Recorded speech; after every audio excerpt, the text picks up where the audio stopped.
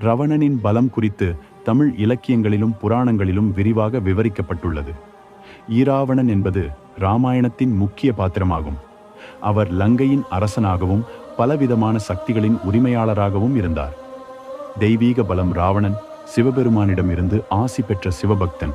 தெய்வீக பலத்துடன் இராவணன் சிவபெருமானின் முன்னிலையில் சிவபெருமானின் பல ஆசிகளை பெற்றவர். அவர் சிவதண்டம் என்னும் ஆயுதத்தை சிவபெருமானிடம் வரமாக பெற்றவர். அசுர குலத்திற்குச் சேர்ந்தவர் என்பதால் தெய்வீக மற்றும் அசுர சக்தி அதிகம் அவர் அறிந்திருந்தார். புத்தி மற்றும் அறிவு. ராவணன் வேதங்களில் கை தேர்ந்தவர் மற்றும் அவர் வேதங்களை படித்து அவற்றின் ஆழமான அறிவை பெற்றவர். அவர் வேதங்களை ஆராய்ந்து அவற்றின் இரகசியங்களை புரிந்து கொண்டவர். ராவணன் வேதங்களில் கை தேர்ந்தவர் என்பதால் அவர் வேதங்களை பற்றி பேசும்போது அவரது முகத்தில் ஒரு தன்னம்பிக்கை மற்றும் அறிவு மிளிரும்.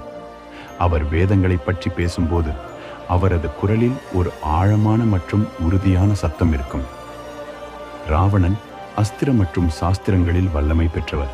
தன் வலிமையான தோற்றத்துடன் அவர் தன் கையில் ஒரு பிரம்மாண்டமான அஸ்திரத்தை பிடித்துக்கொண்டு தன் கண்களில் தீக்கதிர்களைப் போல ஒளிரும் பார்வையுடன் நிற்கிறார். ராவணன் இசை மற்றும் கலைகளில் தேர்ச்சி பெற்றவனாகவும் இருந்தார். அவன் உருவாக்கிய ராவண வீணை மிகவும் பிரசித்தி பெற்றது.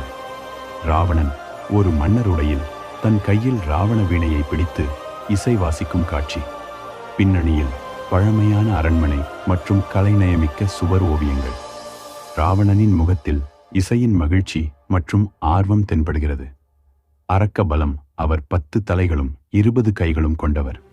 இது அவர் அறிவையும் சக்தியையும் குறிக்கிறது. அவர் போரில் பல வீரர்களை எளிதில் வீழ்த்தியவர். பல தெய்வங்களை போரில் வென்று அவற்றின் ஆற்றலையும் கைப்பற்றியவர். அசுர பலம். ராவணனின் தகப்பனாகிய விஸ்ரவாசர் மற்றும் தாயாரான கைகசியின் வழி ஈராவணனுக்கு அசுர குலத்தின் சக்திகள் வந்தன. அவன் தனது சகோதரர் கும்பகர்ணனின் துணையுடன் பெரும் ஆற்றலுடன் செயல்பட்டார். அநேக வரங்கள். பிரம்மா, சிவன் போன்ற தெய்வங்களிடமிருந்து பல வரங்களை பெற்றிருந்தார். அவனுக்கு சில வகை உயிரினங்களால் மட்டும் மரணம் ஏற்படும் என்று வரம் இருந்தது. இதுவே அவனுக்கு பெரும் பலமாக இருந்தது. ரவணனின்